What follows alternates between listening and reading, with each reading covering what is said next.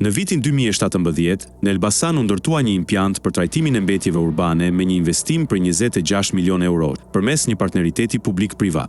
Pas hetimeve të SPAK, menaxhimi i tij kaloi te Agjencia e Trajtimit të Pasurive të Sekuestruara dhe të Konfiskuara, e cila ja dorëzoi administrimin kompanisë publike Ekoelb, e krijuar nga Bashkitë e Qarkut Elbasan në vitin 2022. Megjithatë, ka dyshime mbi funksionimin real të impjantit. Sipas të dhënave të Ekoelb, impjanti ka operuar vetëm 24 ditë gjatë vitit 2022, ndërsa për pjesën tjetër të vitit ka qenë jashtë funksionit. Pavarësisht kësaj, Bashkia Elbasan vazhdoi pagesat ndaj kompanisë, duke nënshkruar të njëjtën kontratë edhe në 2023. Në 2024, kontrata u rinovua sërish, ndonse impjanti nuk ka punuar fare.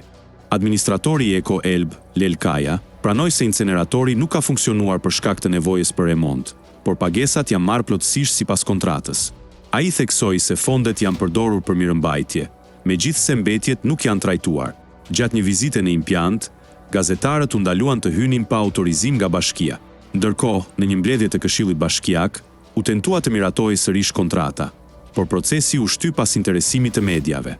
Disa anëtar të Këshillit e cilësuan çështjen si një aferë korruptive dhe kërkuan transparencë mbi kostot dhe funksionimin e inceneratorit. Ndërsa debati vazhdon, autoritetet ligjore kanë nisur kontrolle dhe kanë sekuestruar dokumente në impjant për të hetuar mënyrën e përdorimit të fondeve publike dhe menaxhimin e projektit.